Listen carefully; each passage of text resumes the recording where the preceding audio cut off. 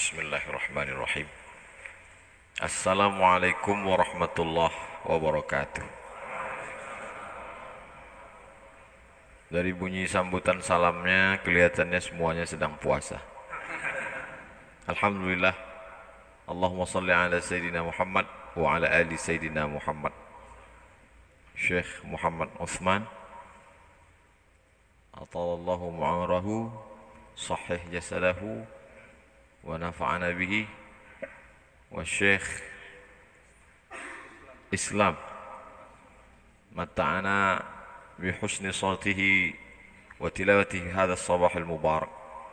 Kita, telinga kita, hati kita diberikan nikmat mendengarkan bacaan yang luar biasa di subuh yang penuh berkah, subuh Sayyidul Ayyam, hari yang dipilih Allah Subhanahu wa taala, dan kita bisa bersilaturahim di tempat yang paling mulia, tanah masjid, di waktu yang paling mulia, salat subuh. Aqimis salata liduluki syamsi ila ghasaqil laili wa qur'an al-fajr.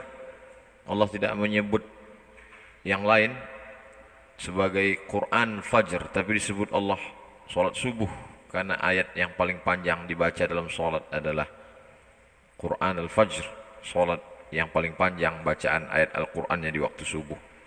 Dan hari ini Allah Ta'ala memilih untuk mengawali kemuliaan, dan hari Jumat pula kemuliaan itu diakhiri dengan berakhirnya kiamat pada hari Jumat. Sampai-sampai hari Jumat dijadikan sebagai tempat berkirimnya salawat ke makam Rasulullah SAW. Ketika itu Nabi bertanya, sahabat bertanya kepada Rasulullah SAW, kaifa salatuna ma'rudatun alaika wa qad arimta. Bagaimana mungkin salawat kami dibawa ke makammu padahal engkau sudah hancur berkeping. Lalu kemudian Nabi menjawab, innallaha harramal arda ajsadal anbiya. Allah mengharamkan tanah memakan jasad para nabi.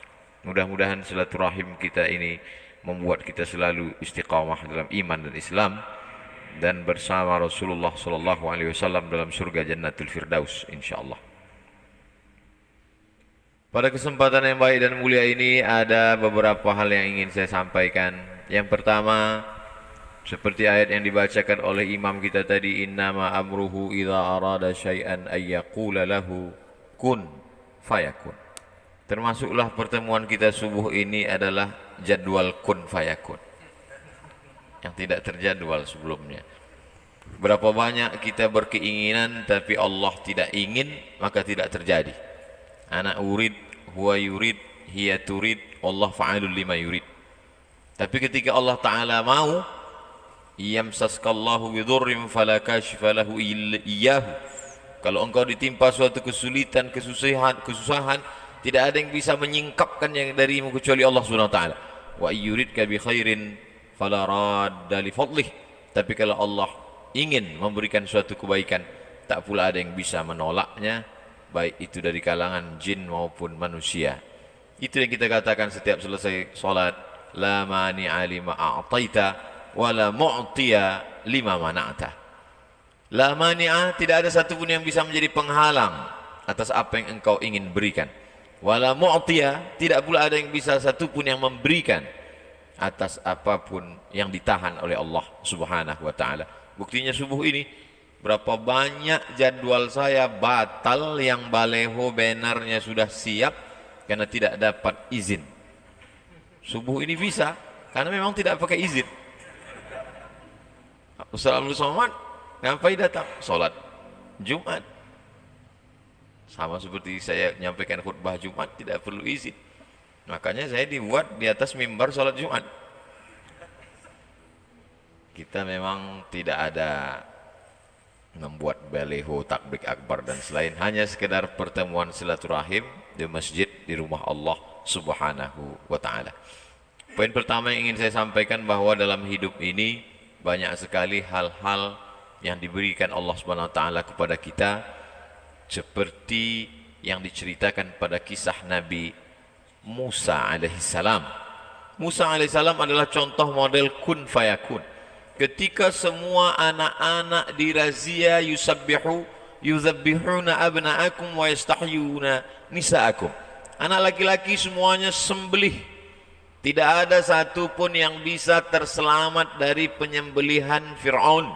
Razia yang dilakukan oleh penguasa terbesar dunia. Sampai-sampai 1 dari 7 keajaiban dunia mengabadikan makam kubur tempat mumi mereka sampai hari ini. Sampai-sampai satu-satunya raja yang jenazahnya masih utuh hidup sampai saat ini masih ada di Tahrir Square Museum di samping Sungai Nil. Siapa saja adik-adik yang nanti pergi ke Mesir, silakan kalau mau bertemu dengan Fir'aun. Tidak terlalu sulit untuk mengurus surat izinnya, dapat visa, pergi ke Kairo, dari Kairo naik taksi ke Tahrir Square, sampai di sana masuk ke dalam, naik ke atas, ada satu ruang khusus untuk dia. Ketika saya sampai di depan pintu, bergetar badan saya mau masuk ke dalam karena melihat tiketnya mesti beli lagi. Ternyata tiket yang di bawah nggak cukup, sudah mahal, mau dipoto nggak boleh karena cahaya blitz boleh merusak, bisa merusak kulit mumi katanya, maka dibiarkan saja begitu. Nah, itu juga nanti maksudnya kita jangan foto pakai blitz. Mata anak kecil juga yakadul barqu yakhtafu absarahum, kilat akan menyambar mata. Kilat bisa menyambar mata anak kecil disebabkan blitz, merusak kornea mata. Lalu kemudian Allah Subhanahu wa taala ingin memberikan kun fayakunnya. Wa auhayna ila ummi Musa an ardi'ih, wahai ibu Musa, susukan anakmu. Fa in khifti alaihi, kalau kau takut anakmu ini nanti akan disembelih oleh tentara Fir'aun, la takhafi, jangan kau takut, wala tahzani, jangan kau sedih. Orang akan stres menghadapi perjalanan hidup ketika 2 penyakit hinggap dalam dirinya, terlalu takut dan terlalu sedih. Ini penyakit orang sekarang. Terlalu takut nanti anak cucunya tidak makan, akhirnya dia korupsi. Terlalu takut nanti akan terjadi begini-begini, akhirnya dia curang dalam dagang bisnisnya. Terlalu takut dan kemudian terlalu sedih, akhirnya depresi, stres. Kalau langsung mati nggak apa-apa, ini setengah mati, menyusahkan orang hidup. Nauzubillah. Lalu kemudian Allah SWT mau menunjukkan kun fayakunnya. Lalu kemudian dihanyutkanlah anak kecil itu di Sungai Nil. Kita tahu dari acara televisi parabola yang bercerita tentang hewan-hewan itu, katanya singa itu adalah sampai-sampai the Lion King, raja. Singa dianggap sebagai raja belantara hutan. Tapi ketika kita tonton di TV, singa tidak ada apa-apanya dibanding dengan kuda Nil. Betapa kuda Nil dengan enaknya saja menangkap kepala singa dan dicampakkannya. Ustaz tahu dari mana? Ada yang ngirim videonya ke saya. Sungai Nil yang dipenuhi dengan binatang buas yang luar biasa itu tidak dapat memudaratkan bayi kecil yang dihanyutkan Allah Subhanahu wa taala karena ada rencana skenario Allah Subhanahu wa taala. Yang menghanyutkannya seorang perempuan. Asbaha fuadu ummi Musa farigha. Setelah anak itu dia hanyutkan, hatinya kosong. Menurut ahli tafsir, hatinya kosong, tidak ada memikirkan apapun, yang ada hanya Musa saja dalam hati. Lalu kemudian anak yang dihanyutkan itu tahu di mana lokasi tempatnya. Bukan karena dipasang tidak dipasang alarm, tidak dipasang remote control, tapi ada seorang anak perempuan, kakak Nabi Musa, yang mengamati kemana ini akan hanyut, dan yang menyambutnya juga adalah seorang perempuan. Kenapa perempuan? Kenapa bukan laki-laki? Karena saat itu berhadapan dengan laki-laki yang gagah perkasa. Kalau yang melawannya juga laki-laki itu biasa, tapi ketika yang melawannya adalah perempuan, disitulah nampak kun fayakun Allah Subhanahu wa ta'ala. Di sana, di tepi Sungai Nil, ada seorang perempuan yang lama merindukan seorang anak. Allah ingin dia punya anak tidak dari rahimnya. Kalau ada seorang perempuan punya anak lahir dari rahimnya lewat proses pernikahan, itu biasa. Tapi ini anak tidak lahir dari rahimnya, tapi lahir dari rahim seorang perempuan yang lain dan dia menyelamatkannya. Perempuan itu diabadikan doanya dalam Quran. Imra'atu Fir'aun idh qalat, ketika dia berkata, Rabbi ibnili indaka baitan fil jannah, bangunkan untukku satu rumah di dalam surga, wa najjini min fir'auna wa amalihi wa najjini minal qaumiz zalimin. Perempuan itu bernama Asiyah. Perempuan yang menyambut bayi yang hanyut itu ada dalam Al-Quran. Perempuan yang menghanyutkan bayi itu juga ada dalam Al-Quran. Tapi yang tampil ke depan adalah seorang laki-laki yang gagah perkasa, dengan tongkatnya membelah Laut Merah, dengan tongkatnya famfajarat min husnata asyrata aina, memancar 12 mata air. Tapi di balik kehidupannya ada perjalanan yang kun fayakun. Lalu kemudian sampai akhirnya dia terombang-ambing di tengah derasnya air sungai Nil, dihanyutkan sampai ke tempat pemandian Asiyah, dibawa ke tepian, dibawa ke istana. Betapa Allah Subhanahu wa taala mau menunjukkan kepada kita kalau tidak mati, kata Allah, tidak. La in ijtama'atil ummatu ala ayyadurruka bi syai'in. Berkumpul orang satu dunia ini ingin memudaratkanmu, mencelakaimu, melukaimu, membunuhmu, tidak, kata Allah, maka tidak terjadi. Berkumpul pula seluruh umat di dunia ini ala ayyamfa'uka bi syai'in, ingin memberikan manfaat, menolongmu, mengangkat derajatmu, kalau tidak, kata Allah, juga tidak akan terjadi. Rufi'atil aqlam, pena sudah diangkat, wajaffatis suhuf, kertas lembaran sudah kering. Contoh bahwa tulisan takdir sudah ditetapkan Allah Subhanahu wa taala. Tapi saya tidak ingin gara-gara kultum subuh ini lalu semua anak-anak muda keluar dari masjid dengan keadaan lemah, lesu, letoy, lunglai, loyo, dan ketika ditanya, kenapa kamu kehilangan semangat? Kata Ustaz Abdul Somad, tinta sudah kering, pena pun sudah diangkat. Saya ingin mengatakan bahwa kita hari ini terlalu bertumpu kepada usaha sehingga melupakan Allah Subhanahu wa taala. Padahal dalam kisah nabi-nabi itu yang besar itu adalah kuasa dan kudrat Allah.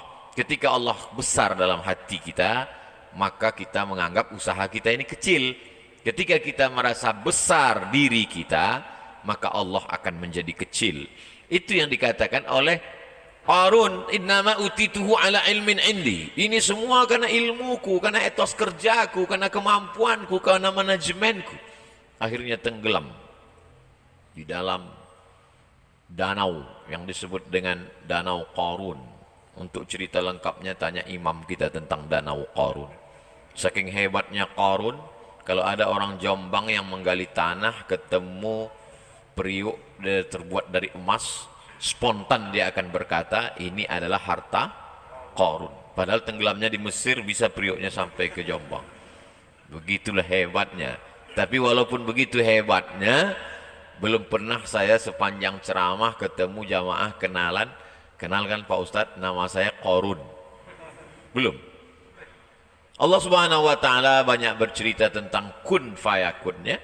Kalau dulu ada air yang bisa menyelamatkan anak kecil dari razia Fir'aun, dari tenggelamnya di laut sungai Nil, lalu kemudian air yang lemah lembut itu bisa menenggelamkan Fir'aun. Air yang sama. Air yang sama yang dulu menyelamatkan bayi yang dihanyutkan ibunya ketika tidak ada satupun yang bisa melindunginya, air yang sama menenggelamkan Fir'aun. Allah ingin menunjukkan kun fayakunnya. Air itu juga, padahal airnya sama. Betapa dalam kehidupan ini kita ingin meminta air yang lain. Padahal sebetulnya kalau Allah mau, Allah merubahnya dengan kuasanya. Innama amruhu idza arada syai'an ayaqula lahu kun fayakun. Walillahil asmaul husna. Allah punya nama yang bagus-bagus. Fad'uhu biha. Panggillah dia, serulah dia, mohonlah kepada dia. Saya kalau dalam berdoa tetap saya sebut itu, ya Rahman, ya Rahim, ya Dzal Jalali wal Ikram, ya Fa'alul lima yurid, ya man qada amran innama yaqulu lahu kun fayakun, ya man quwwatuhu bainal kafi wan nun. Wahai engkau yang kuasanya, yang kudrat iradatnya antara kaf dan nun, kekuasaan Engkau ya Allah. Maka begitulah Allah mengajarkan kita. Kalau kita bersandar kepada diri kita, ketika diri kita ini lemah, maka hancurlah, tumbanglah.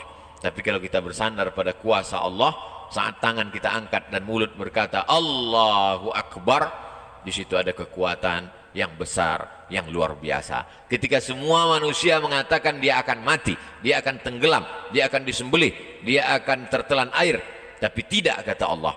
Ketika semua mengatakan dia akan selamat, bala tentaranya banyak, dia adalah Fir'aun, dia akan selamat melewati Laut Merah, tapi kata Allah tidak, maka dia tenggelam. Dan itu diabadikan. Al-yawma, hari ini, nunajjika, kami selamatkan engkau, bibadanika, dengan badanmu.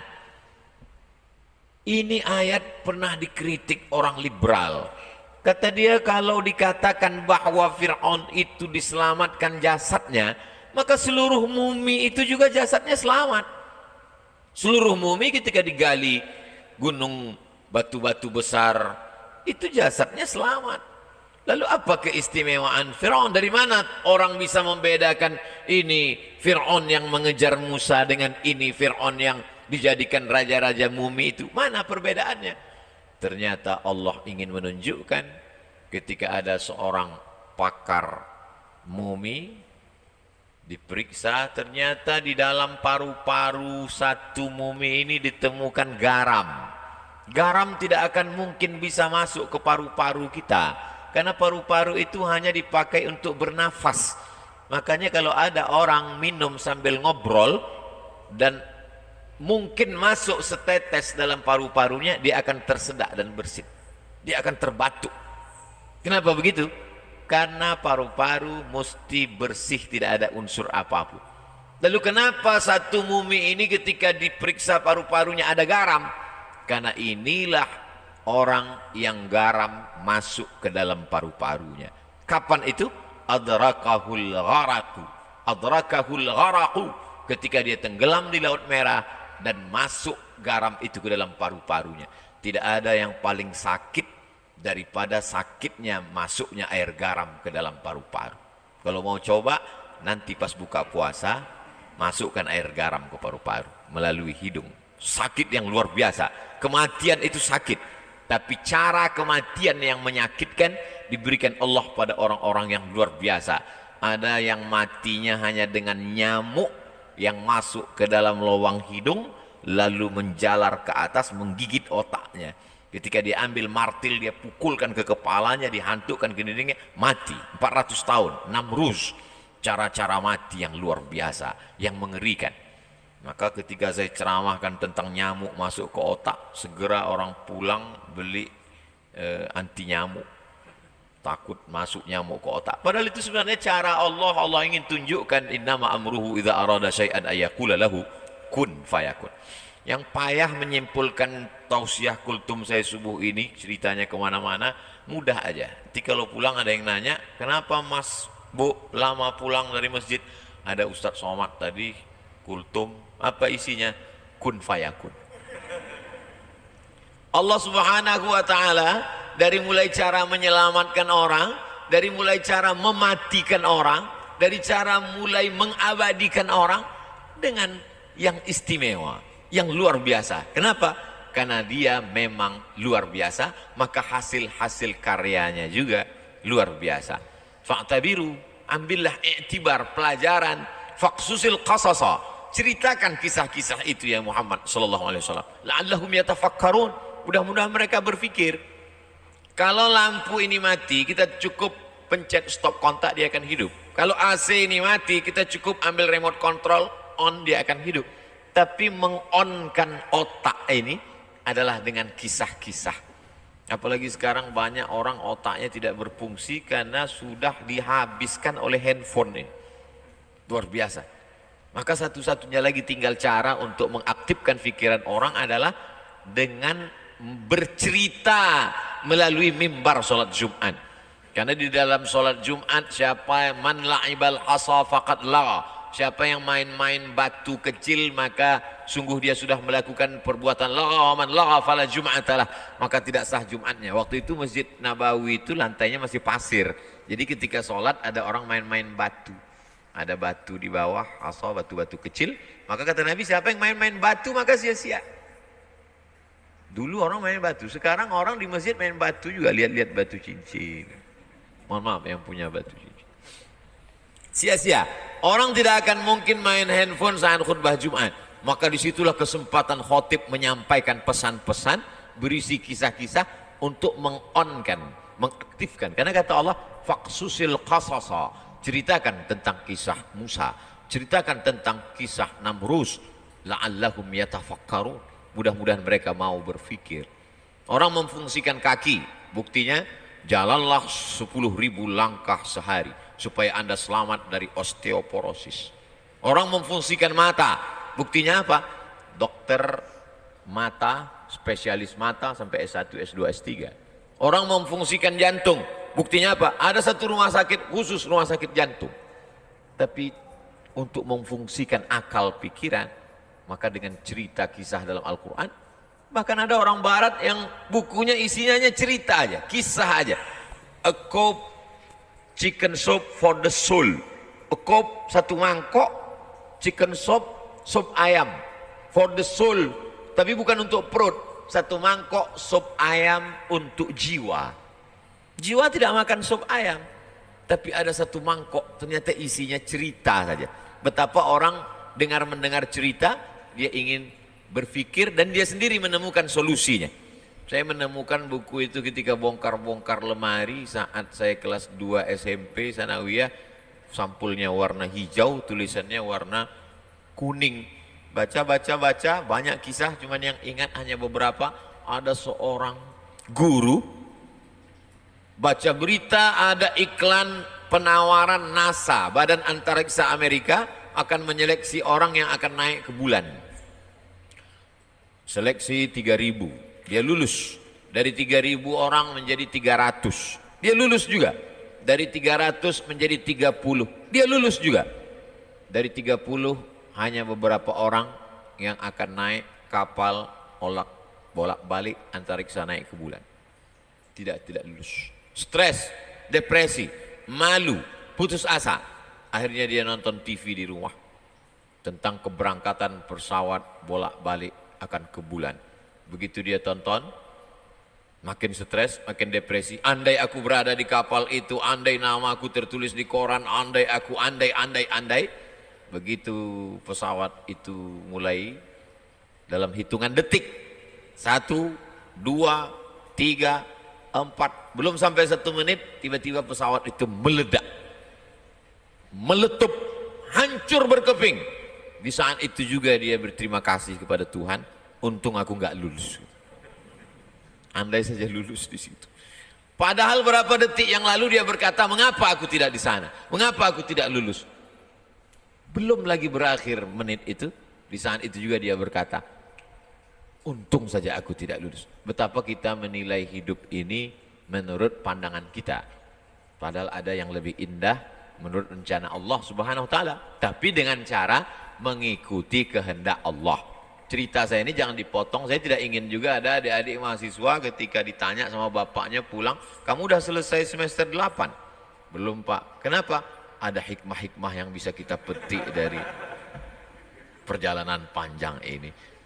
Cuman kita belum bisa menangkapnya karena hanya Allah. Nanti akan ditunjukkan Allah di akhir zaman Pak.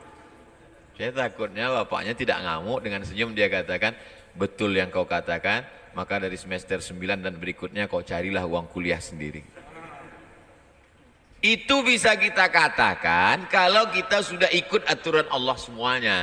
Dari A sampai Z kita sudah ikut, tiba-tiba terjadi di luar rencana kita, baru kita katakan ini adalah rencana Allah Subhanahu wa taala. Kun fayakun membuat kita menjadi kuat. Tidak ada putus asa bagi orang yang meyakini kun fayakun. Sekarang diundang motivator untuk ceramah ke hotel, membangkitkan semangat. Dihidupkanlah screen, matikan lampu, audio visual, semangat untuk membangkitkan. Tapi begitu acara selesai, lampu hidup, screen mati, semangat pun mati juga. Kenapa? Karena dia datangnya dari ekstern, dari luar.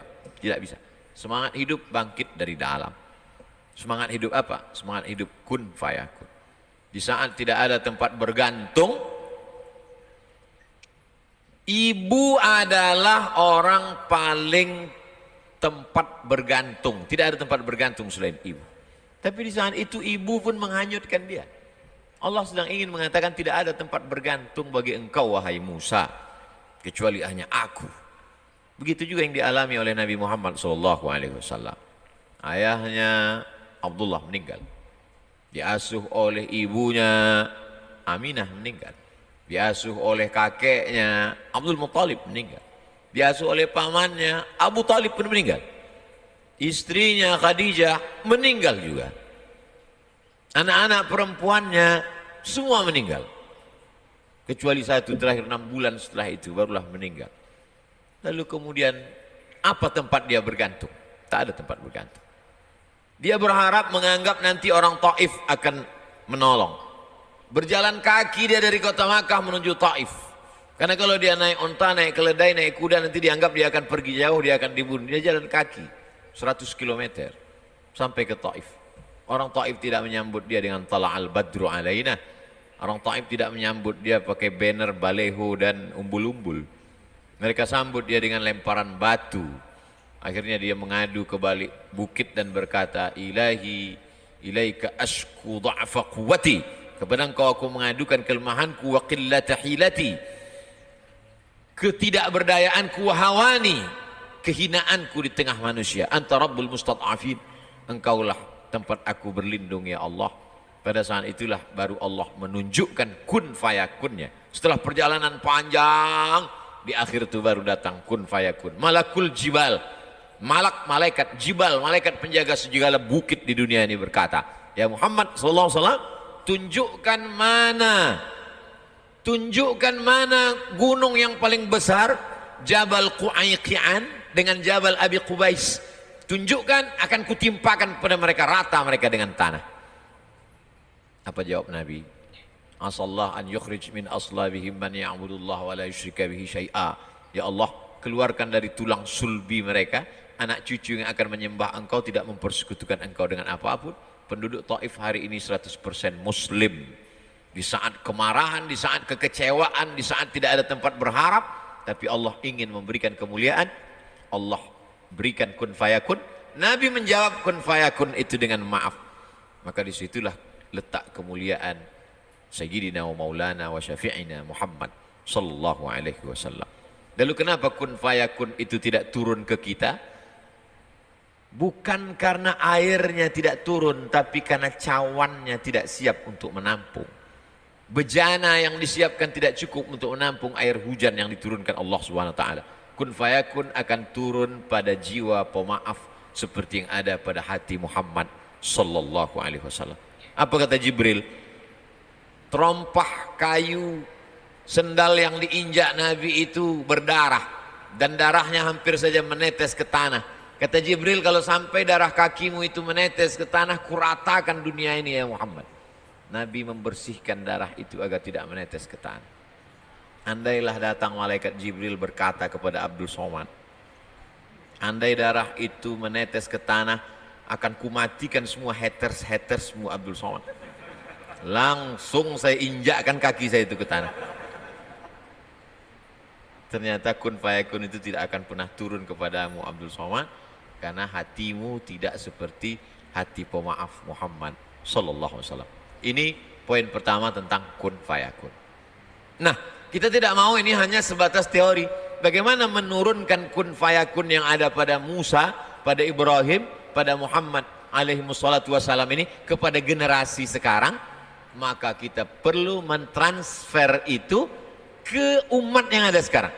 Alhamdulillah, saya lihat masjid ini luar biasa cantik indah, tapi apa kata Syekh Ustadz Abdul Somad, di sini ada 20 anak selevel SMA yang boarding belajar Al-Quran tahfiz ilmu keislaman. Yang SMP tidak boarding tapi full day.